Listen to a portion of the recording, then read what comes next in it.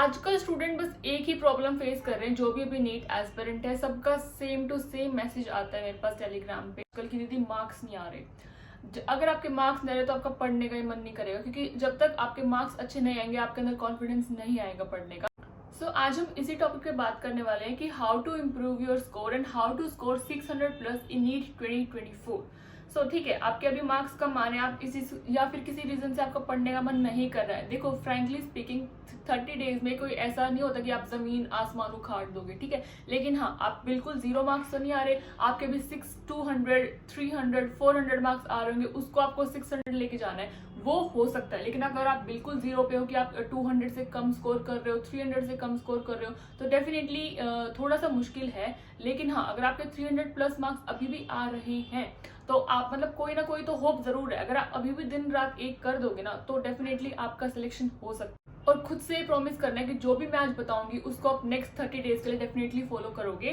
तो देखो, 30 डेज बहुत कम है, डेफिनेटली बहुत कम है, लेकिन अभी भी टाइम है, समझ जाओ यार। क्योंकि अगले एक 30 दिन के लिए पढ़ रहे हो, एक अगले 1 साल के लिए पढ़ रहे हो, तो ये चीज बिल्कुल भी नहीं सोचनी कि मैं तो नेक्स्ट ईयर ड्रॉप लेके पढ़ने वाला हूँ या पढ़ने वाली हूँ। यही सोचना है कि जो भी करना है ना, लास्ट केस 1 महीने में ही करना है। वो कहते हैं ना कि मन के हारे हार है और मन के जीते जीत। तो जब भी आपने अपने मन के अंदर ठान लिया ना, तभी भी आपकी पूरी लाइफ चेंज हो सकती है। लेकिन जो स्मार्ट होते हैं वो लास्ट के 1 महीने में मेहनत करके और अपना सिलेक्शन ले जाते हैं, और जो यू डिमोटिवेट होकर पढ़ाई छोड़ देते हैं कि भाई नेक्स्ट ईयर देखेंगे, हम तो ड्रॉप लेंगे, उनका सिलेक्शन रुक जाता है।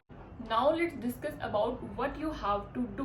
ठीक है, अब आपके मार्क्स कम आ रहे हैं, फिर आपका पढ़ने का मन नहीं कर रहा हो, मॉक टेस्ट में कम स्कोर आ रहा है, तो अब आपको क्या करना है वो ध्यान से सुनना। सबसे पहले जितने भी आपके मॉक टेस्ट होंगे, सबसे पहले जितने भी मॉक टेस्ट आपके कोचिंग पे होंगे या फिर आपने कोई ऑनलाइन टेस्ट सीरीज ज्वाइन कर रखी है, चाहे आपका सिलेबस कंप्लीट हो या सिलेबस कंप्लीट ना हो, आपको मॉक टेस्ट देना है। ठीक है, अब चाहे उसमें आपके मार्क्स 200 आए, 300 आए, 400 आए, डजेंट मैटर, आपको मॉक टेस्ट अपनी प्रैक्टिस के लिए देना है कि हाँ, आपने कहीं पैसा लगा रखा है ना, तो आपको उस पैसे को इन्वेस्ट तो करना है। अब उस मॉक टेस्ट में आपका टारगेट होना चाहिए कि आपको 600 प्लस लाना है। अब वो कैसे होंगे उसके बारे में बात करते हैं। देखो, आसान तो है नहीं कि हाँ, अगर आप बहुत कम स्कोर करो तो एकदम आपका स्कोर बहुत ज्यादा बढ़ जाएगा, आसान नहीं। लेकिन जिसको सिलेक्शन लेना है उसके लिए तो डेफिनेटली कोई भी चीज मुश्किल नहीं होगी, क्योंकि लास्ट के दिनों में यार गेम चेंज हो सकता है। जो बहुत अच्छा पढ़ता है वो भी बहुत लो लेवल पे जा सकता है, और जो अभी यहाँ पे है उसका स्कोर भी 600 प्लस जा सकता है। तो सबसे पहले हम बायो की बात करते हैं। बायो में सबसे पहले आपको एनसीईआरटी पढ़नी है। एनसीईआरटी अपना ना 40 to 50% टाइम आप अभी बायो पे दो, क्योंकि अगर आपके बायो में 360 में से मान लो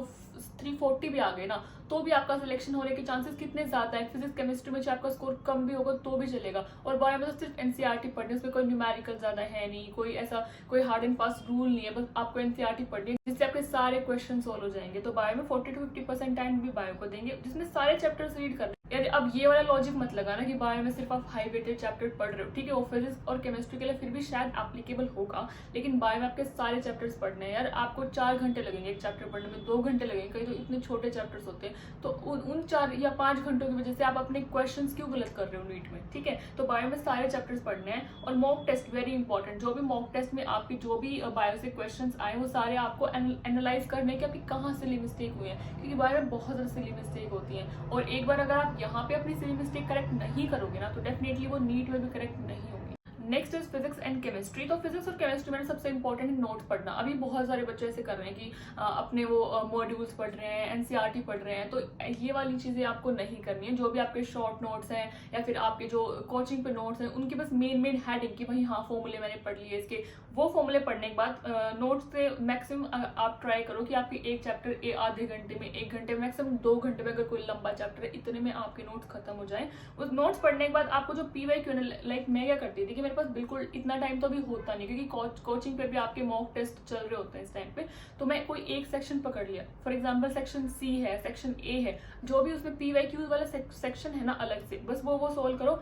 और सबसे इंपॉर्टेंट बात, जब भी आप वो पीवाईक्यूज वाला चैप्टर सोल्व करो, आपको उसमें वो करना है ओएमआर लगा के, विद ओएमआर विद टाइम, यहाँ तक कि हाँ 45 अगर मैं क्वेश्चन सोल्व करूँ तो उसमें 40 मिनट्स के अंदर मुझे 45 क्वेश्चन सोल्व करने, ये आपको इंश्योर करना है। अगर आपका स्कोर बहुत कम आ रहा है और अगर आपका बहुत ज़्यादा बैकलॉग है तो आप सिर्फ high weightage chapters physics chemistry के लिए कर सकते हैं, उससे आपकी बहुत हेल्प होगी। क्योंकि मोस्टली यही होता है कि ना बहुत सारे चैप्टर्स ऐसे होते हैं जिनसे सिर्फ एक ही क्वेश्चन आता है, फिर बहुत बार तो एक क्वेश्चन भी नहीं आता और हम उनके पीछे अपना बहुत टाइम वेस्ट करते हैं। तो आप हाई वेटेज चैप्टर्स पिकआउट करके मैं किसी नेक्स्ट वीडियो में बताऊंगी कि कौन कौन से हाई वेटेज चैप्टर हैं। नेक्स्ट वीडियो में हम उसके बारे में बात करेंगे। तो हाई वेटेज चैप्टर्स पढ़ने और just read formula at least of all the chapters. अब जो भी चैप्टर्स अब हाई वेटेज चैप्टर्स नहीं है उनके आप सिर्फ फॉर्मूला पढ़ लो, ताकि अगर कोई नीट में सिंपल क्वेश्चन आ जाए तो हमें ये ना हो कि हमें सिंपल क्वेश्चन भी हम सोल्व ना कर पाए। तो आप वो वाला चीज करेंगे। और मॉक टेस्ट है, देखो मॉक टेस्ट से आपको क्या होगा कि आपका सिलेबस जो कंप्लीट होना है ना वो सारा मॉक टेस्ट से ही सिलेबस कंप्लीट होना है। फॉर एग्जांपल अगर आपका कोचिंग पे या फिर कोई भी टेस्ट है आज, तो आपको डिसाइड करना है कि जो मॉक टेस्ट का सिलेबस होगा वो मुझे इसी बार सारा कंप्लीट करना है। नेक्स्ट मॉक टेस्ट के लिए मुझे नेक्स्ट टाइम वाला सिलेबस कंप्लीट करना। तो इस तरीके से चलते जाओ तो मॉक टेस्ट देते देते ही आपका सारा सिलेबस कंप्लीट हो सकता है। लेकिन फिर भी अगर कोई चैप्टर्स बच जाए तो हम उसको बाद में कंप्लीट कर सकते हैं। लेकिन ट्राई करना कि मॉक टेस्ट के साथ साथ आपका सिलेबस कंप्लीट होता जाए। Third one is most important, mock test analysis. यानी बहुत बार टेस्ट दे के आ जाते हैं कि नेक्स्ट टेस्ट का पढ़ लेते हैं, इस वाले टेस्ट को बाद में देखेंगे, वो बाद में छूट जाता है। यार आओ टेस्ट देने आते ही सबसे पहले अपना मॉक टेस्ट का एनालिसिस करना है आपको। टारगेट रखना है कि हर टेस्ट में आपके 600 प्लस आए। लेकिन अगर ना भी आए तो इसका ये मतलब नहीं है कि आप मॉक टेस्ट छोड़ दोगे या फिर आप मॉक टेस्ट दोगे नहीं। यार ये सोच के देखो, अगर आप अभी मॉक टेस्ट नहीं दोगे ना तो नीट में चाहे आपको कितना ही रिवीजन कर लो, लेकिन नीट में कॉन्फिडेंस नहीं आता। जब तक आप मॉक टेस्ट नहीं दोगे ना तब तक नीट में बिल्कुल भी कॉन्फिडेंस नहीं आएगा और वहां पर भी आप क्वेश्चंस गलत करोगे। अब जो मोस्ट कॉमन डाउट है जो बहुत सारे स्टूडेंट्स पूछते हैं कि दीदी कितने घंटे पढ़े, तो यार देखो पढ़ाई की कोई भी लिमिट नहीं होती। मैं हमेशा इसका एक ही रिप्लाई देती हूँ जो मेरे हमेशा फिजिक्स वाले सर मुझसे बोलते थे कि अपना मैक्सिमम पढ़ना है। अब आपका मैक्सिमम क्या है वो मुझे नहीं पता, और अभी का अगर मैं टाइम बताऊं कि जो लास्ट का 1 महीना बचा है उसमें तो अपना दिन रात एक कर देना है। बस सोना है, खाना है, पीना है और पढ़ना है। इसके अलावा आपका कोई भी काम नहीं होना चाहिए। तो पूरे पूरे दिन भी आपको पढ़ना पड़ेगा। चाहे आप किसी की वीडियो उठा के देख लेना, अगर कोई आपको 6 घंटे 8 घंटे बता रहा है तो वो झूठ बता रहे हैं। लास्ट के टाइम पे हर कोई जिसका भी सिलेक्शन हुआ है वो पूरे पूरे दिन पढ़ा है, अपना मैक्सिमम टाइम जितना पढ़ सकता है तब तक पढ़ा है। अभी आपको इतना पढ़ना है कि आपको पूरे साल जितना नहीं पढ़े हो ना उतना पढ़ना है। अगर आप अभी भी भीड़ में पीछे हो ना तो अभी भी आप आगे आने का मौका है अभी भी आपके पास। इतना पढ़ो कि पूरे साल जितना नहीं पढ़ा तभी सिलेक्शन होगा। अब आपका पढ़ने का मोटिवेशन क्या होना चाहिए? सबसे पहले सेल्फ मोटिवेशन होना चाहिए कि भाई मुझे डॉक्टर बनना है या फिर मुझे ये वाला कॉम्पिटिटिव IIT क्रैक करना है, तो वो अपने अंदर से होना चाहिए। लेकिन कई बार ऐसे होता है कि सेल्फ मोटिवेशन इतना नहीं पावरफुल होता। तो यार एक बार अपने पेरेंट्स की साइड देख लेना, आपके पेरेंट्स आपके लिए कितना स्ट्रगल कर रहे हैं। आपके पेरेंट्स को कितनी खुशी होगी जिस दिन आपकी नीट का रिजल्ट आएगा और आपके 600 प्लस मार्क्स आएंगे और आपको एक गवर्नमेंट मेडिकल कॉलेज मिल जाएगा। यार पता है पेरेंट्स को बहुत ज्यादा प्राउड फील होता है। पेरेंट्स की ना खुशी की लेवल अलग ही होता है। उन्होंने आज तक जो भी किया है ना वो हमारे लिए किया। तो यार अपना टाइम है कि हम उनको रिटर्न में दें। जितना उन्होंने अब तक किया है हमें उनको अब रिटर्न में देने का मौका मिला है। तो यार ये वाला मौका बिल्कुल ही मत छोड़ना। जब भी पढ़ने का मन ना करे, जब भी आप टाइम वेस्ट करो ना, बस एक बार सोच लेना जो पूरा गली, जो पूरा मोहल्ला जिसमें आपके पापा मम्मी हैं, उनकी आपकी कितनी ज्यादा रिस्पेक्ट हो जाएगी, आपकी फैमिली फंक्शंस में कितनी ज्यादा रिस्पेक्ट हो जाएगी, आपके पेरेंट्स को कितना ज्यादा अच्छा लगेगा। पता है मैं अभी सेंटर विजिट करने गई थी, PW गई थी, कभी मैं काश जाती हूँ तो मैंने वहाँ पे देखा है कि जो पेरेंट्स होते हैं ना जिनका मतलब बिल्कुल भी जिनके पास पैसे नहीं होते, मतलब वो खुद के लिए उनके पास शर्ट खरीदने तक के पैसे नहीं होते और एक अपने लड़का और लड़की को वो कोचिंग इंस्टीट्यूट में भेज रहे हैं या फिर उधर हॉस्टल का रेंट दे रहे हैं। यार 12,000 13,000 6-7 हज़ार रुपये हॉस्टल का रेंट है। जो मतलब वो कितना कुछ कर रहे हैं यार। मतलब अपने खर्चे रोक के, अपनी सारी मन मार के वो आपके लिए खर्चा करे। तो इतना सोच के ना प्लीज पढ़ लेना यार, अपने लिए ना, अपने पेरेंट्स के लिए पढ़ लेना। और डेफिनेटली यार तुम कभी भी रिग्रेट फील नहीं करोगे। अगर आप इस 1 महीने में एक बार पढ़ लेना तो आप कभी भी रिग्रेट नहीं करोगे। और ये वाला जो सबसे बड़ा तुम ये धोखे में रख रहे हो ना खुद को कि नेक्स्ट ईयर पढ़ेंगे, अब की बार सिलेक्शन नहीं होगा, नेक्स्ट ईयर हम अच्छे से रैंक लेके आएंगे, सबसे गलत है।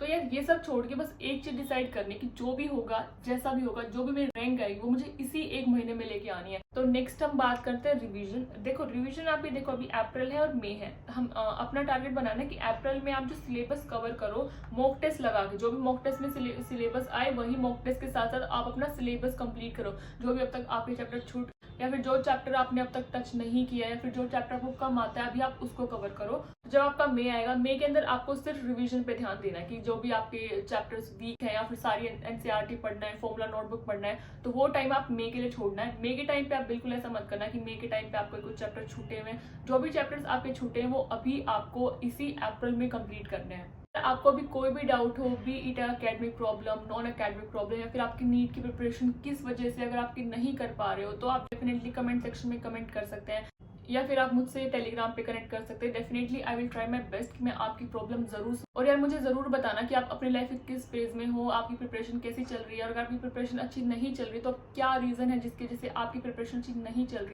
तो अभी कमेंट सेक्शन में आप मुझे अपना मॉक टेस्ट का स्कोर बताना, और मैं आपको रिप्लाई में ज़रूर बताऊंगी कि आपका भी कितना स्कोर होना चाहिए और आपको कहाँ इंप्रूवमेंट चाहिए। So that's all for the video. All the best, keep studying.